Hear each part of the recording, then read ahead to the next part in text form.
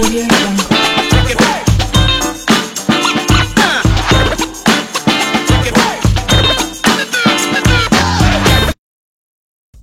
Salut tout le monde, c'est Lord Vendetta avec vous. J'espère que vous allez bien et j'espère que vous passez un joyeux dimanche, un bon dimanche. Je vous souhaite une très très belle soirée. Et voilà, c'est Lord Vendetta avec vous. Je suis de retour sur YouTube après 7 jours de punition par YouTube, 7 jours de prison par YouTube. Donc voilà, je suis là avec vous les boys. Donc ouais, j'ai mis une vidéo hier.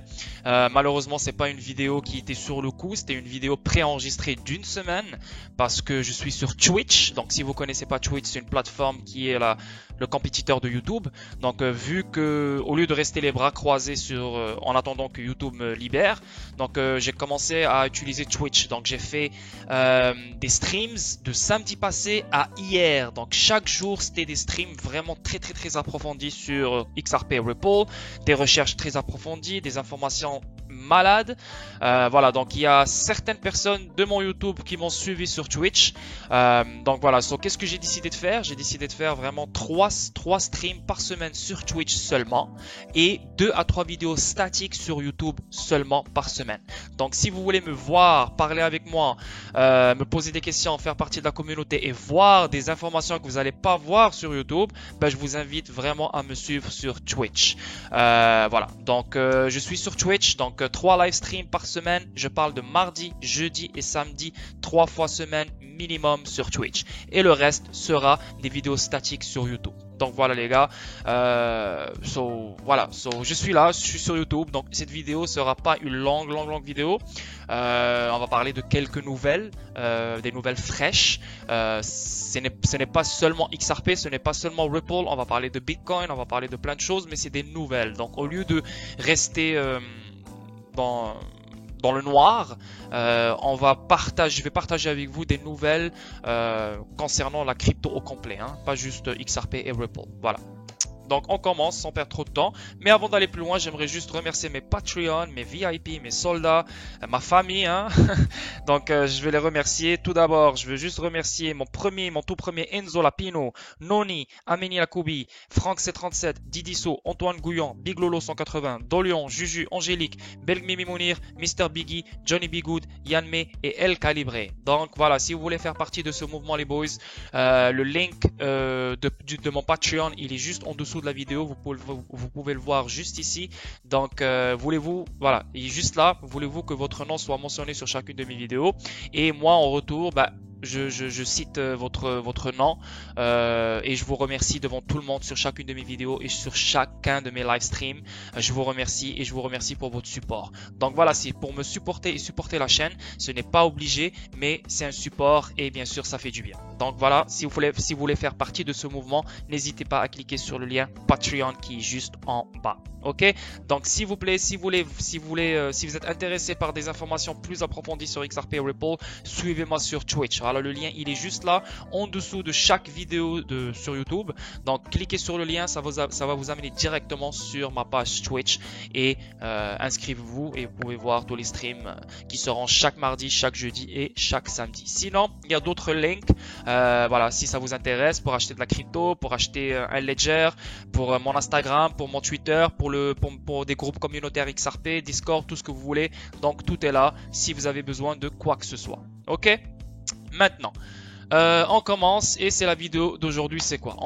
J'ai décidé de mettre l'euro parce que mon audience est principalement française, belge, suisse. Donc voilà, je me suis dit tiens, je vais me baser sur mon audience au lieu de mettre juste du canadien ici, ça ne sert à rien. Donc voilà, XRP aujourd'hui 49 sous, une baisse de 1,40%. Le market cap 22 milliards, une baisse de 0,91%. Et le volume dans les dernières 24 heures, on parle de 9 milliards, une baisse de 22,04%. Et le circulating supply, toujours 45 milliards de XRP en circulation. Le market cap de la crypto au complet, on parle de 1 trilliard 235 milliards. Et le volume dans les dernières 24 heures, on parle de 156 milliards. Et la BTC Dominance 60,8%, elle continue de baisser. Donc, c'est une bonne nouvelle, comme quoi, pas une bonne nouvelle, c'est un indicateur qui nous dit que ça se peut que la saison des altcoins s'approche vraiment. On sait qu'il y a eu des altcoins qui ont pompé beaucoup, mais la vraie alt season, elle n'est pas encore là. So, le fait que la BTC Dominance continue de baisser, c'est un indicateur qui peut nous dire comme quoi la alt season s'en vient très rapidement. Ok? Ça, c'est... Voilà. Donc, le premier article d'aujourd'hui, Ripple a-t-il fait une offre de règlement à la SEC? Un avocat soupçonne un règlement à court terme. Donc je sais les gars, j'ai disparu pendant 7 jours, mais pendant ces 7 jours, j'ai donné énormément d'informations sur XRP et Ripple. Des informations en or, mais malheureusement, elles sont seulement sur Twitch. Donc si vous voulez les regarder, vous devez être abonné à ma page Twitch, ma chaîne sur Twitch. Et voilà, pour pouvoir visionner les 8 streams que j'ai fait pendant cette semaine. Donc c'est des streams de 2 heures, 2 heures et demie, même 3 heures. Donc vraiment beaucoup d'informations. Les gens qui sortent de ces streams là sortent avec la tête grosse tellement qu'il y a trop d'informations. Donc voilà, si vous voulez savoir qu'est-ce qui s'est passé pendant cette semaine, la semaine passée je veux dire, et voir des choses que vous ne connaissez pas, je vous invite à me suivre sur Twitch. Ok? Donc Ripple a-t-il fait une offre de règlement à la SEC? Un avocat soupçonne un règlement à court terme. Et ça c'est très bon. C'est une bonne nouvelle pour nous. Il n'y a rien d'officiel, il n'y a rien de confirmé parce que voilà, Ripple elle a déposé le FOIA Freedom of Information Act contre la SEC. Maintenant la SEC elle doit répondre d'ici demain. Si demain il n'y a pas de réponse, elle peut prendre un autre 30 jours qui peut nous amener jusqu'au 15 mars. Et voilà, s'il n'y a pas de réponse le 15 mars, ça peut traîner encore, mais la date la plus plausible dans laquelle toute cette merde pourrait finir, ça serait vers septembre 2021 après la phase de découverte. Voilà, donc ça c'est ce qu'un avocat pense parce qu'il suit l'affaire de proche. C'est l'avocat Hogan voilà, so lui suit ça et à chaque fois il fait des vidéos sur YouTube pour voilà, nous mettre en courant. Ok? Donc un différend a éclaté au sein de la SEC sur la façon de gérer les règlements, peut-être en raison d'une offre de règlement de Ripple. Selon l'avocat Jeremy Hogan, un règlement entre Ripple et la SEC pourrait arriver très bientôt. Et oui, on le sait, pourquoi moi j'y crois, c'est parce que Ripple, c'est une compagnie qui veut changer le monde des paiements, hein? Pas seulement aux États-Unis, pas seulement en Amérique du Nord, on parle du monde entier. Donc les paiements transfrontaliers, le monde des paiements va changer grâce à Ripple. Ripple veut mettre en place l'Internet de la valeur. Donc chaque valeur se fera transacter sur l'Internet rapidement grâce à XRP, etc. Ripple veut mettre de l'interopérabilité entre tous les systèmes de paiement, etc. Donc, en sachant que Ripple est connecté à tous les organismes des États-Unis comme le US OCC, la Federal Reserve, le US Treasury Department et d'autres places. Et on sait aussi que la SEC, elle a des avocats qui travaillent pour Ripple. Et on sait que la SEC, à l'intérieur de la SEC, il y a des gens qui sont indécis, qui sont confus. Eux-mêmes, ils ne savent même pas comment régulariser des trucs parce que eux-mêmes, ils ont des mentalités différentes au sein de la SEC. Donc, c'est vraiment un gros bordel. Et moi, à mon avis, tout ça a été mis en place exprès pour faire peur quelques personnes, pour enrichir d'autres personnes, etc. Mais c'est pour ça que je dis aux gens sur toutes mes vidéos, sur mes live streams, partout, ne vous basez pas sur ça. C'est bien de lire ça, c'est bien de savoir qu'est-ce qui se passe avec ça, c'est bien de suivre les choses, mais ce n'est pas ça la base. La base, c'est la technologie, la base, c'est les partenariats, la base, c'est l'utilité que Ripple est en train de faire, de créer pour résoudre un problème mondial. Ok? Donc on continue. Dans une nouvelle vidéo YouTube, Jeremy Hogan du cabinet d'avocats Hogan & Hogan a parlé des derniers événements concernant le procès de la SEC contre Ripple. Comme l'a noté Hogan, 2 commissaires de la SEC ont publié des commentaires contredisant une déclaration faite par la présidente de la SEC. Plus précisément, les avis portés sur la manière dont la SEC gère les règlements avec les entreprises poursuivies. Le premier des 2 avis a été émis par la vice-présidente de la SEC, Alison Heron-Lee, et représentait un virage à 180 degrés par rapport à la politique précédente. Dans sa déclaration, Lee a écrit que la division de l'exécution de la SEC ne recommandera plus à la commission les offres de règlement qui sont subordonnées à l'octroi d'une dérogation. Ce retour à la pratique de longue date de la division garantit que l'examen des dérogations est prospectif et axé sur la protection des investisseurs du marché et des acteurs du marché contre ceux qui ne se conforment pas à la loi. Les violations de certaines dispositions des lois fédérales sur les valeurs mobilières donnent lieu à l'interdiction automatique d'exercer certains privilèges, y compris le fait d'être considéré comme un émetteur chevronné bien connu. Hogan spécule que cela est spécifiquement lié au cas de Ripple.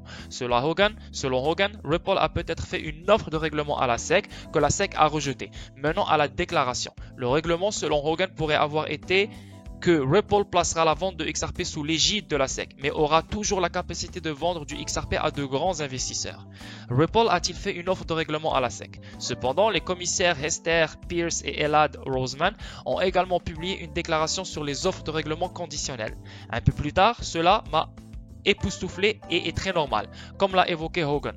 Peirce et Roseman ne sont pas d'accord avec le vice-président Lee jusqu'à que Gary Gensler prenne le relais. Donc Gary Gensler, ça sera le nouveau chairman de la SEC qui a été nominé par Biden. On sait que Gary Gensler a parlé et il a des vidéos dans lesquelles on le voit parler de l'internet de la valeur et on le voit dans des vidéos dans lesquelles il parle de XRP comme quoi c'est une currency, comme quoi c'est une bridge currency. Donc vraiment Gary Gensler, c'est le prochain qui est vraiment ouvert, open-minded, ouvert d'esprit et connaît ces choses-là bien comme il faut. Donc c'est une bonne chose pour nous que Gary Gensler, le prochain chairman de la SEC, soit réveillé sur ça. Ok? Pour les raisons exposées ci-dessus, nous ne souscrivons pas à la tentative du président par intérim Lee d'annuler cette politique en ordonnant à la division de l'exécution de refuser de recommander des offres de règlement conditionnel à la commission pour examen. Ce changement marque le retour à un processus peu maniable qui considère comme complètement séparé ce qui en fait interdépendant. Il réintroduit une séparation artificielle entre le processus par lequel une entité parvient à une résolution sur ses violations des lois sur les valeurs mobilières et le processus par lequel elle obtient la clarté. En ce qui concerne les conséquences collatérales de ces violations, le résultat serait une période plus longue entre les débuts et la résolution des questions d'application. Nous ne voyons pas en quoi ce résultat fait progresser la mission de la commission ou sert les intérêts des investisseurs. Bref. Le but de cet article, parce que je sais que je n'ai pas beaucoup le temps, le but de cet article c'est juste pour vous dire comme quoi peut-être qu'on verra un règlement à court terme, très bientôt. Vous devez savoir que Ripple elle a déposé un Act, Freedom of Information Act contre la SEC. La SEC doit répondre d'ici demain. Demain si on n'a pas de réponse, donc la SEC pourrait prendre un autre 30 jours qui pourrait nous amener jusqu'au 15 mars. Mais d'après le même avocat, il y a 4 dates qui seront plausibles dans lesquelles cette accusation pourrait finir. Mais la meilleure date serait en septembre 2021 après la phase de découverte.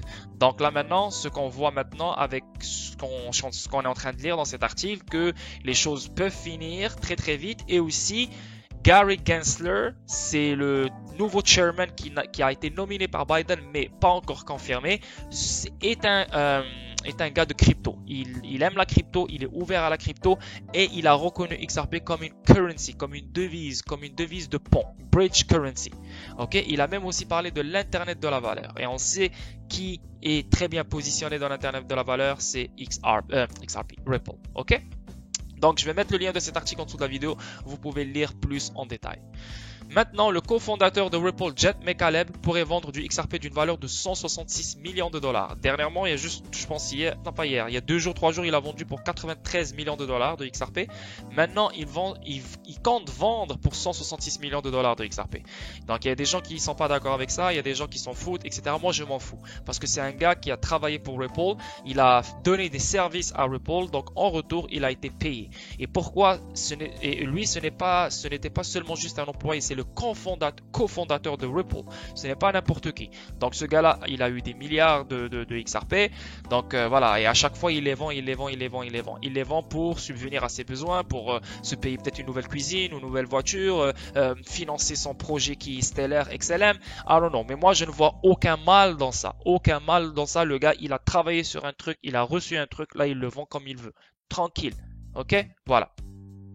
Maintenant, bien que les régulateurs du marché aux États-Unis n'aient pas encore décidé du sort du XRP en tant qu'actif numérique, son marché au comptant a connu une dynamique positive de la part des membres de la communauté. Au cours de la semaine dernière, le prix du XRP a augmenté de 60%. Okay? Et au moment de la rédaction de cet article, la valeur de l'actif numérique était de 61%. 61 sous. Cette escalade de son prix l'a poussé d'une place plus haut sur la liste CoinMarketCap avec une capitalisation boursière de 27 milliards de dollars. Pendant ce temps, il a été rapporté que le cofondateur de Ripple, Jed McCaleb, pourrait être prêt à vendre plus de XRP sur le marché. Selon Leonidas, passionné de XRP sur Twitter, le cofondateur vendra 38 millions de XRP par jour cette semaine. Par jour cette semaine. Le mec, il en a tellement que il s'en fout. Le prix restant élevé sur le marché actuellement, la vente pourrait entraîner un scénario baissier pour renverser la dynamique positive du marché XRP. Récemment, le 11 février, Jed McCaleb a déplacé environ 40 millions de XRP de son portefeuille de Taco Stand. Les utilisateurs de la communauté ont été mécontents de voir le cofondateur vendre son XRP, mais selon son contrat avec Ripple, il reste environ 500 millions de XRP avec McCaleb qu'il pourrait continuer à vendre. Voilà, il a un contrat le mec et c'est son droit, on n'y peut rien. Cependant, Hajiloazou avait précédemment noté que depuis que la SEC avait commencé à suivre le statut de XRP aux États-Unis, McCaleb avait cessé de vendre son XRP. Bien que McCaleb ait été le cofondateur de Ripple, il n'a pas été mentionné dans le procès actuel de la SEC, qui incluait Brad Garlinghouse et Chris Larsen pour la vente de titres non enregistrés. Si McCaleb continue à vendre du XRP sur le marché tel que estimé par le chercheur, nous pourrions voir l'effondrement des prix.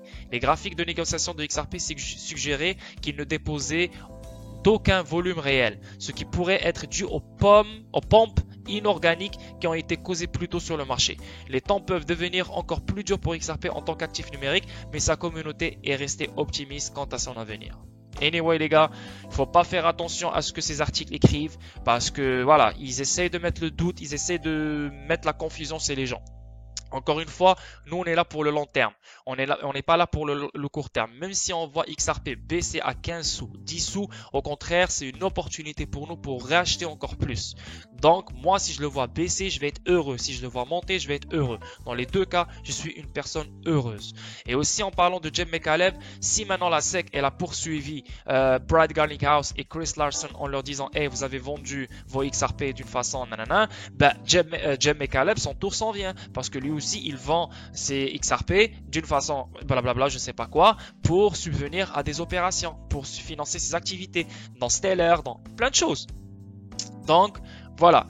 Même Jed McCaleb, je pense qu'il va passer par, il va passer par le processus de la SEC, mais c'est ça. Donc je vais mettre le lien de cet article en dessous de la vidéo, vous pouvez lire plus en détail. Mais le message, c'est juste pour vous dire comme quoi il compte vendre 166 millions de dollars, comme quoi il a un contrat avec Ripple depuis le début, comme quoi il a été le cofondateur de Ripple, donc il a le droit d'avoir tout cet argent.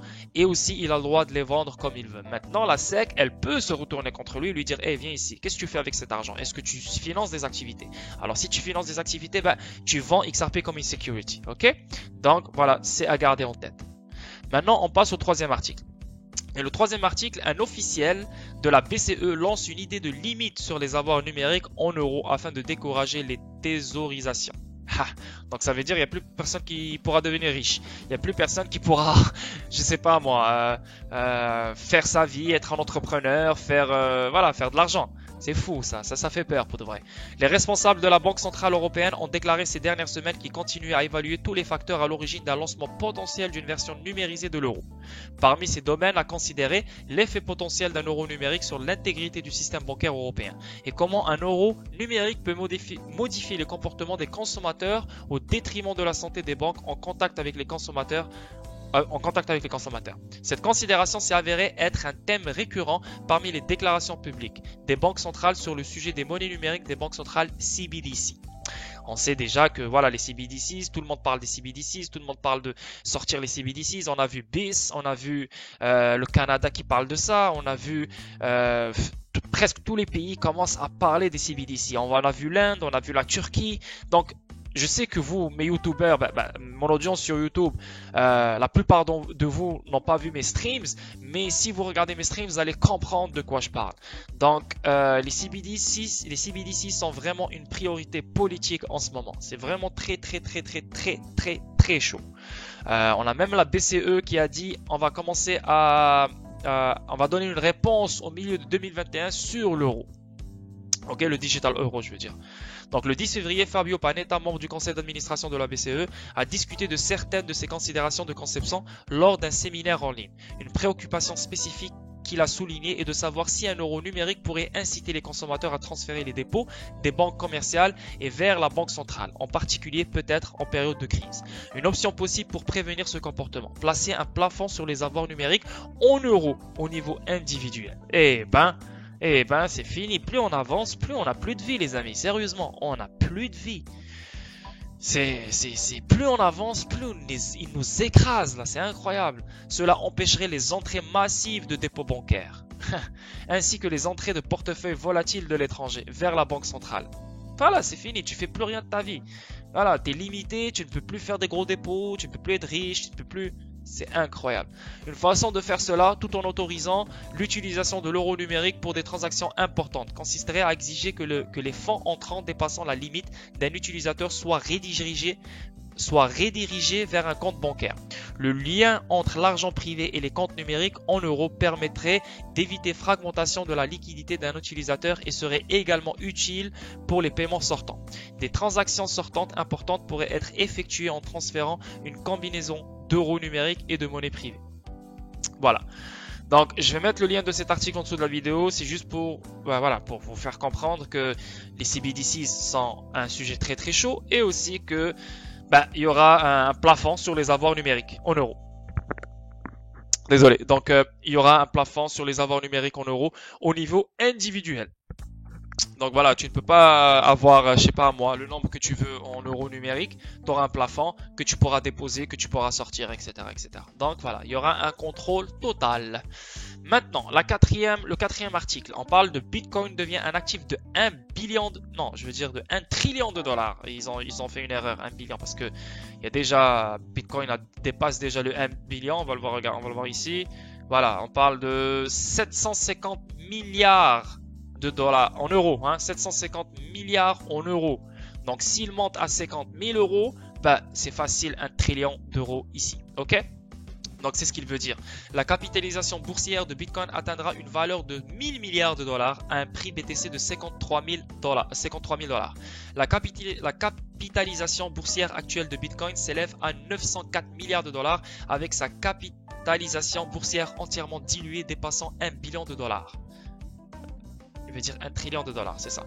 Bitcoin est à quelques centimètres du plafond de prix de 50K, ce qui pourrait être un défi à court terme. L'analyse de BTC Timothy Peterson a prévu 60K comme un sommet possible pour Bitcoin. Voilà.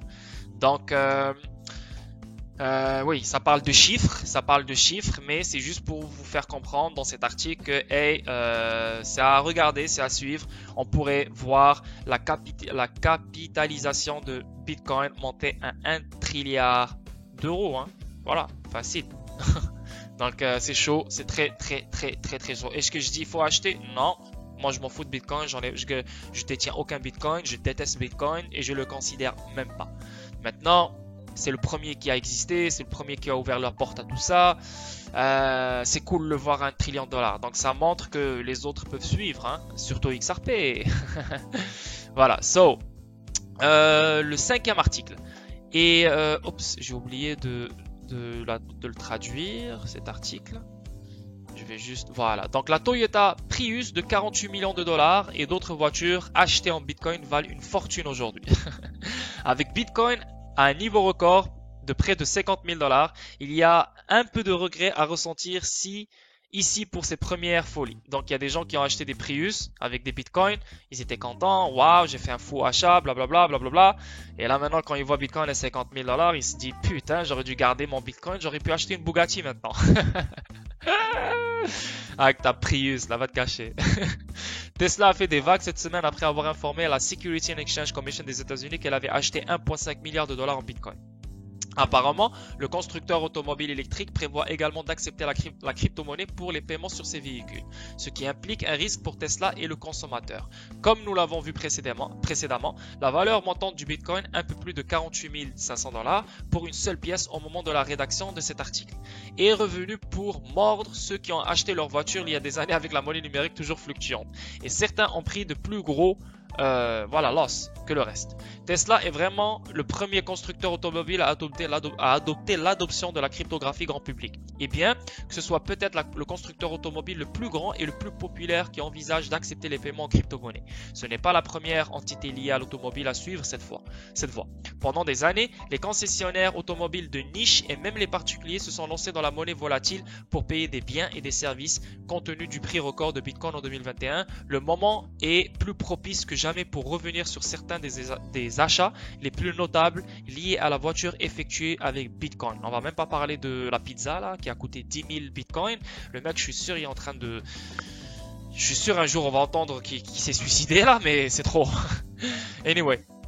Y compris ma préférée, une Toyota Prius d'occasion que quelqu'un a acheté en 2013 pour l'équivalent de près de 50 millions de dollars aujourd'hui.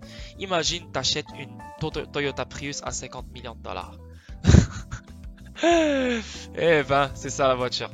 L'une des premières voitures achetées avec Bitcoin était une Toyota Prius. Le propriétaire Michael Tozzoni a acquis la Toyota à essence en 2013 après que le Bitcoin ait connu une année plutôt volatile, dépassant 1000 BTC pour la voiture. Waouh, dépensant 1000 BTC pour la voiture. 1000 BTC, oh my god, man. Waouh, 1000 BTC, le mec. Yo, c'est chiant pour lui. Tozzani a acheté une somme forfaitaire de la crypto-monnaie 3 mois seulement avant d'acheter la voiture lorsque Bitcoin était évalué à 10 dollars chacun. Putain. Au moment où il avait atteint 22 dollars début février, il a rencontré un vendeur privé en Floride qui était prêt à signer sa Prius pour 1000 BTC, soit environ 22 000 dollars. Au début de décembre de la même année, il valait plus de 120 000 dollars. Yo, ce gars-là, je m'excuse Michael Tozzoni là, mais de 1, t'as acheté une voiture de merde. De 3, t'aurais pu acheter 20 millions de voitures. De 4, t'as perdu 1000 BTC pour une voiture de merde. Oh my god, man. Ah, le mec, il a déjà une Lambo. Ok. Ok. Le mec, il a déjà une Lambo. Donc, il n'est pas très fâché. Mais 50 millions de dollars, je m'excuse là. Même si tu as déjà 100 milliards de dollars dans ton compte, à 50 millions de dollars, tu vas pleurer. Hein. Voilà. Donc, 2014, Lambo... Ok, ça c'est une autre. Hein. Ok, donc Toyota Prius, 48,5 millions de dollars. 2014, Lamborghini Gallardo, 10,5 millions. Donc, comme je l'ai mentionné ci-dessus, 2013 a été une bonne année pour les premiers utilisateurs de Bitcoin. Ce fut l'un des premiers énormes pics de valeur de la pièce et a apporté beaucoup de nouvelles richesses en argent dans les poches des investisseurs. L'un de ces investisseurs était un utilisateur de 4chan, qui a annoncé son achat d'une nouvelle Lamborghini Gallardo sur le panneau technologique du forum. Voilà, donc le mec il a acheté son truc, mais combien il a acheté? Il a acheté à combien? Lorsque l'achat a été effectué le 10 décembre 2013, le concessionnaire a reçu 216 bitcoins d'une valeur de près de 210 000 dollars. Waouh! Waouh! Waouh! Directement, le gars il est parti acheter sa Lambo, il a même pas réfléchi, il a pas investi, il est pas parti faire quelque chose d'autre, il s'est pas dit ça se peut que ça baisse, je vais acheter plus de bitcoin. Non, rien. C'est ça les erreurs qu'on doit pas faire, les gars. Il faut vraiment faire attention. Vraiment faire attention. Et dès qu'on fait de l'argent, il faut pas gaspiller son argent dans des conneries comme ça. Hein? Parce qu'après, on regrette. C'est vraiment malheureux. Tesla Model à 4,5 millions de dollars. Waouh. Vous vous demandez peut-être comment l'acheteur de Lambo a su contacter Lamborghini Newport Beach pour effectuer son achat. En fait, le concessionnaire avait en fait effectué une vente similaire une semaine plus tôt, vendant une Tesla Model S Performance 2013 d'occasion en échange de Bitcoin.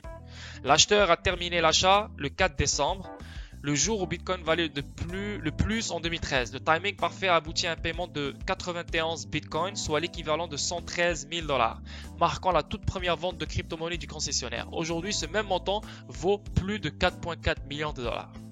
Waouh! Et là, on voit une Lamborghini Huracan. Le mec, il a acheté à 2,15 millions de dollars. C'est fou. Donc c'est la même chose avec nous les gars, avec XRP. Pour l'instant on voit XRP à 30 sous, 50 sous, 60 sous. On peut même pas imaginer ce qu'on pourrait faire avec. Mais avec Bitcoin, les gens voilà qui ont su garder Bitcoin, qui ont investi dans Bitcoin, voilà, ils ont pu acheter quelque chose avec. Donc c'est la même chose qui va nous arriver et on aura beaucoup plus que ça les gars. Donc c'est à vous après de retirer de la bonne façon et d'investir de la bonne façon. Parce que après, si vous achetez des Prius avec vos assets comme XRP, I'm sorry mais vous êtes con, ok? Je parle pas de vous mon audience, mais je parle de, voilà, en général. Ok? Donc c'était des belles histoires. On va continuer. Donc le prochain article, on parle de un Ethereum vaut plus d'une once d'or. Voici ce que cela signifie. Le coût de une once d'or en USD est de 1824 dollars pour le moment et le prix de 1 Ethereum est de 1871 $. Cela signifie que si vous aviez acheté une once d'or il y a un an, vous auriez un profit non réalisé de 15,84% sur votre investissement actuellement. Cependant, si vous aviez acheté de l'Ethereum il y a un an alors qu'une once d'or valait 1575, vous seriez en possession de 5,71 Ethereum, ce qui équivaut à 10 776 $, un retour sur investissement de 584%. Waouh! Après avoir réduit quelques frais d'Ethereum dans le réseau, compte tenu du fait que la plupart des traders sur crypto Twitter, y compris CZ de Binance, se sont déchaînés à ce sujet, le rendement est toujours beaucoup plus élevé qu'un investissement en or. Alors, qu'est-ce que cela signifie pour le rallye et la tendance des prix Ethereum? Pour analyser la tendance, considérez une métrique curieuse, le nombre d'adresses en profit à une monnaie mobile de 7 jours. Donc voilà, on voit le graphique, mais je ne vais pas aller trop loin parce que là ça parle de c'est trading, etc., etc. Mais j'aimerais juste revenir sur ça parce que même après avoir réduit quelques frais d'Ethereum dans le réseau, et ça je pense que c'est un mensonge, Ethereum a encore beaucoup de frais. Tu veux envoyer 100 $, tu dois payer 50 $ de frais. Donc c'est encore merdique, c'est encore de la merde et c'est encore... les développeurs fuient la plateforme d'Ethereum de jour en jour. Pourquoi Flare Network est là? Je ne sais pas si vous connaissez Flare Network, mais Flare Network c'est la nouvelle génération des smart contracts, des contrats intelligents. Donc Ethereum, un développeur sur Flare Network pourrait travailler sur le blockchain de Ethereum sans avoir à vivre les complications de Ethereum, parmi lesquelles le gaz, les frais, etc., etc. Donc, Ethereum, oui, il restera vivant, mais grâce à un écosystème qui va le rendre meilleur. Voilà. Mais lui seul, non. C'est mort. Ok? Donc voilà, je vais mettre l'article en dessous de cette vidéo, vous pouvez le lire plus en détail. Mais c'est juste pour vous parler de comme quoi c'était un joli titre. Un Ethereum vaut plus d'une once d'or. Voilà, ça c'est un truc à savoir. Maintenant, les utilisateurs d'Apple Pay peuvent désormais effectuer des achats avec Bitcoin. Ah, on a vu maintenant Tesla, on voit Apple Pay, on voit Uber aussi parler de ça. Donc voilà, il y a des nouvelles positives qui sont en train de se former autour de Bitcoin. Est-ce qu'on va voir un autre pic? Est-ce qu'on va voir une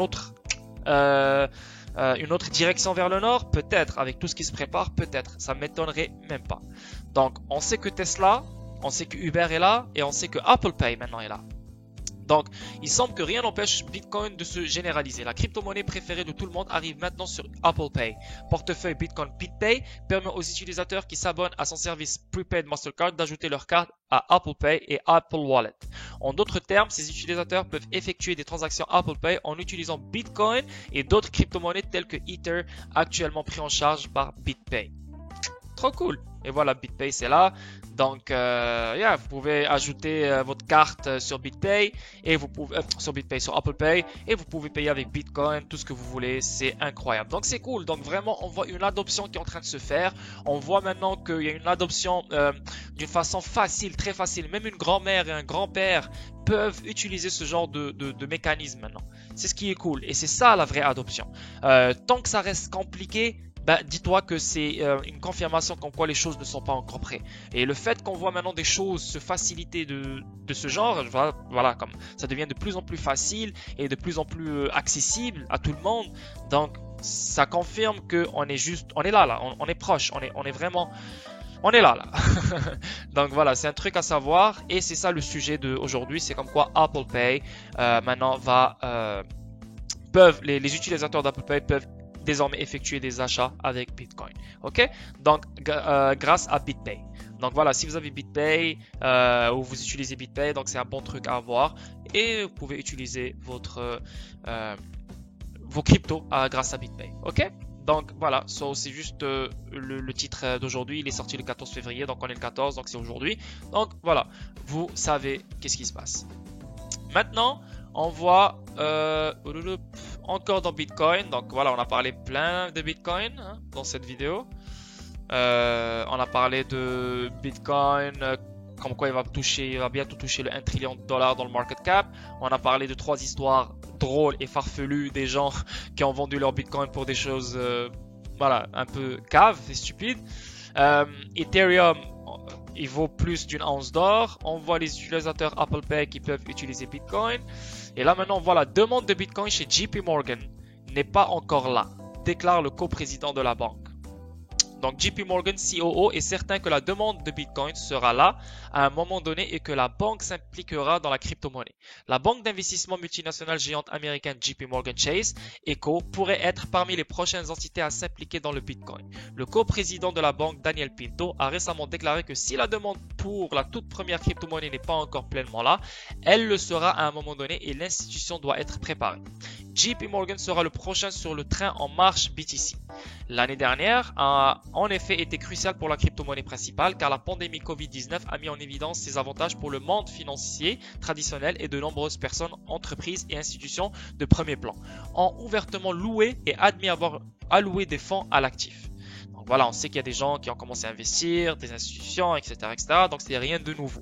Bitcoin est entré dans la nouvelle année en beauté et au cours des 6 premières semaines seulement a atteint plusieurs jalons d'adoption. Celle-ci comprenait 1,5 milliard de dollars auprès du géant des véhicules électriques Elon Musk Tesla, des services de dépositaires de BTC annoncés par la plus ancienne banque américaine BNW Mellon et la banque centrale du Kenya explorant comment elle pourrait passer au Bitcoin. Donc voilà, on va dire ça, jusqu'où JP Morgan est venu. Bien que la banque géante n'ait pas officiellement annoncé son intention de s'impliquer dans la BTC, même la reconnaissance surmentionnée devrait être considérée comme une victoire majeure. Après tout, le PDG de la banque, Jamie Dimon, a déclaré il y a quelques années que le Bitcoin était une fraude et a suggéré que l'actif exploserait plus tôt que tard. C'est pire que les bulles de tulipes. Cela ne se terminera pas bien. Donc anyway, on s'en fout de ça. Moi, je sais que c'est une chaîne qui n'est pas basée sur Bitcoin, mais il faut quand même partager des nouvelles. Qu'est-ce qui se passe dans le monde de la crypto? C'est ce que je vous ai dit au début de la vidéo. On va parler du monde de la crypto. Donc il y a des nouvelles. Voilà, c'est bien d'en parler. Et et aujourd'hui, il y avait beaucoup plus de nouvelles sur Bitcoin que quelque chose d'autre. Ok, voilà. So, c'est un truc à savoir, comme quoi JP Morgan n'est pas encore prêt pour la demande de Bitcoin. C'est ce qu'ils disent, mais JP Morgan est déjà investi sur Bitcoin. Elle trade déjà Bitcoin. Et ces gens-là ne sont pas cons. Elle a déjà fait énormément de profits avec Bitcoin. Ok, c'est des informations qu'ils nous donnent pour que nous, on reste en suspense. Mais ils sont déjà en train d'investir dessus. Ok. Donc, l'avant-dernier article, et j'ai oublié de le traduire, je m'excuse. La course épique de Bitcoin attire plus d'attention de Wall Street. Les signes d'une étreinte croissante dans le secteur des services financiers ont propulsé Bitcoin vers de nouveaux sommets. La crypto-monnaie se rapprochant de 50 000 $ pour la première fois, une semaine après que Tesla a annoncé son investissement de 1,5 milliard de dollars dans Bitcoin. L'actif numérique a continué à faire des incursions dans la finance traditionnelle. Les dernières nouvelles étant qu'une unité d'investissement de Morgan Stanley envisage de parier sur Bitcoin. Et il est prouvé que de plus en plus d'entreprises commencent à ajouter des services pour la crypto-monnaie. Une classe d'actifs, ça on vient de le lire, une classe d'actifs encore légèrement réglementée et controversée parmi les décideurs. Jeudi, BNY Mellon a déclaré avoir formé une nouvelle équipe qui développe une plateforme de conservation et d'administration pour les actifs traditionnels et numériques. Mastercard Inc. a également déclaré qu'elle commencerait à permettre aux titulaires de cartes d'effectuer des transactions dans certaines crypto-monnaies sur son réseau. La combinaison de sommités comme le milliardaire Elon Musk et de banques puissantes ajoute de nouvelles munitions aux gains fulgurants de Bitcoin. En février, seulement les prix ont augmenté environ 40% et se situaient pour la dernière fois à près de 48 000 $. Bitcoin est rouge chaud. Peut-il jamais être vert? La clé de la progression de Bitcoin est de gagner plus de soutien d'entreprise. C'est ce qu'on voit partout. Edouard Moya, analyste principal du marché chez Honda Corp, Bitcoin n'est pas étranger au mouvement massif du week-end et les prochains jours pourraient facilement voir des fluctuations sauvages.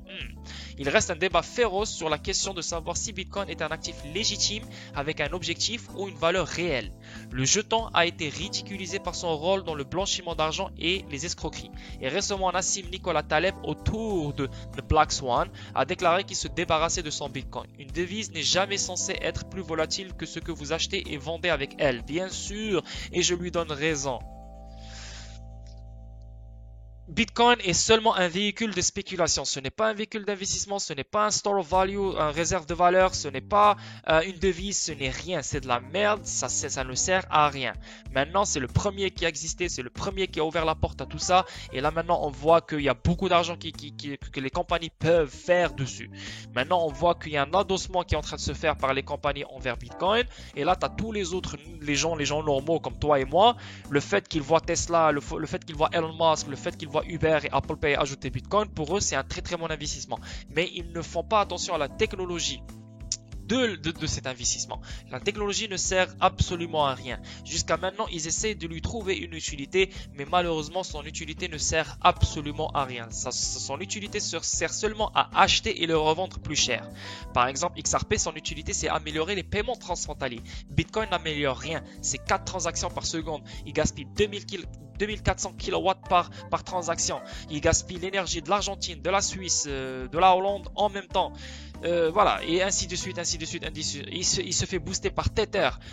Donc c'est vraiment de la merde, de la merde, de la merde. Et je donne raison à cette personne-là. Voilà. Donc voilà, c'est juste pour vous dire comme quoi la course épique de Bitcoin attire plus d'attention de Wall Street. Et ces derniers temps, on voit beaucoup de nouvelles autour de Bitcoin parce qu'il s'approche de 50 000 $. Ok? Donc c'est à watch out, c'est à suivre. Et là, il y a un nouveau début de semaine qui commence. Donc cette semaine pourrait être excitante d'une façon incroyable. Donc à nous de voir, ok? Maintenant, là, la dernière nouvelle. La Corée du Nord a dérobé 300 millions de dollars de crypto-monnaies selon l'ONU. Eux, ils niaisent pas. Eux, ils rigolent pas. Enfin, eux, ils ont plein de hackers. C'est vraiment des gros soldats. Ils sont très bien éduqués. Ils savent quoi faire. Et la Corée du Nord a une armée de hackers qui hackent le monde entier. C'est incroyable. La Corée du Nord a dérobé au cours des derniers mois plus de 300 millions de dollars de crypto-monnaies via des attaques informatiques destinées à financer ses programmes nucléaires et balistiques interdits. Putain, le gars il n'y est pas là. C'est vraiment fou là. Anyway, ce document, rédigé par un groupe d'experts chargé de contrôler l'application des sanctions prises contre Pyongyang, estime qu'au total, le vol de biens virtuels commis par le pays entre 2019 et novembre 2020 s'élève à environ 316 millions de dollars. Waouh! D'après un État membre des Nations Unies, des institutions financières et des bourses ont été piratées afin de financer le développement des programmes nucléaires et balistiques nord-coréens selon ce rapport que AFP a pu consulter. Une large majorité des recettes provenaient de deux détournements commis fin 2020. La Corée du Nord a déployé des milliers de pirates informatiques aguerris qui visent des entreprises et des institutions en Corée du Sud et ailleurs dans le monde. Bien sûr, la Corée du Sud. Leur objectif est également de trouver des sources de revenus face aux multiples sanctions auxquelles le pays est soumis en raison de ses programmes d'armement. Les négociations entre Pyongyang et Washington sont au point mort depuis l'échec du sommet de Hanoi en 2019. Une des raisons de cette impasse a été l'absence de consensus sur les concessions que le Nord devrait faire en échange du lever des sanctions internationales pesant sur lui. Voilà, donc je vais pas tout lire, ça ne sert à rien, mais c'était juste le titre qui m'a vraiment attiré. La Corée du Nord a dérobé 300 millions de dollars de crypto-monnaies et ça c'était quand? C'était le 10 février, ça fait 4 jours. Ok? Donc voilà, comme je vous ai dit au début de la vidéo, c'était une vidéo qui est basée non seulement sur XRP, c'est juste des titres, c'est des nouvelles de la crypto au complet. Maintenant, si vous voulez des recherches approfondies, vraiment approfondies, connaître l'ampleur de XRP, connaître l'ampleur de Ripple, voir les partenariats, voir les connexions avec toutes les banques du monde, les institutions du monde, tout le kit, je vous invite à me suivre sur Twitch parce que je ne vais plus jamais faire des live streams sur YouTube, je vais les faire seulement sur Twitch. Et si vous n'êtes pas abonné, vous devez regarder les replays sur Twitch, ok? Sinon sur YouTube, je ferai seulement ce genre de vidéos, donc des vidéos statiques sur lesquelles je vais passer sur les nouvelles de la crypto au complet et bien sûr XRP et Ripple s'il y a des nouvelles. S'il n'y a pas de nouvelles, ça va être des nouvelles sur la crypto au complet juste pour vous garder dans le jus, hein, pour que vous soyez à l'affût. Voilà. Donc voilà, ici, ça c'est mon site web. Je sais que la plupart d'entre vous ne le savent pas parce que j'ai créé mon site web durant la semaine quand j'étais bloqué par YouTube. Donc ça, c'est un site web qui est fait seulement pour la communauté française, la communauté francophone.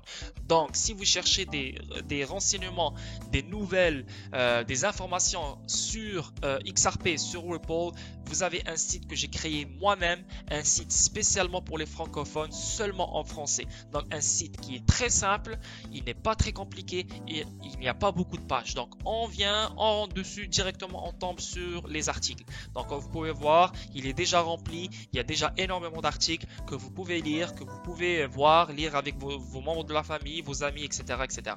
Et aussi vous avez même un angle, une autre page dans laquelle vous pouvez acheter de la crypto.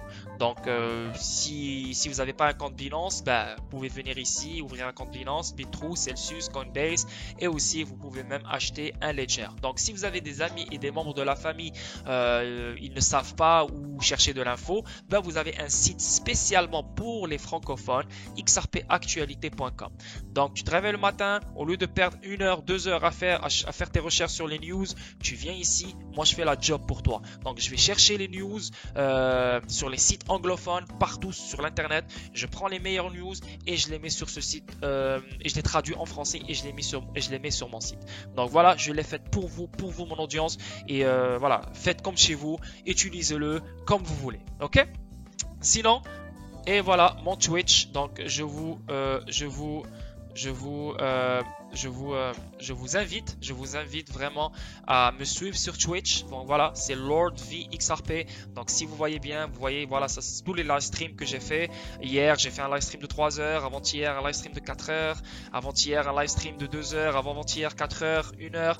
Donc voilà, ça n'arrête pas, c'est vraiment à gogo et c'est vraiment des live streams approfondis sur XRP et Ripple. Donc si vous êtes sceptique, vous avez des doutes, vous avez des lacunes, vous ne savez pas quoi faire, quand acheter, etc.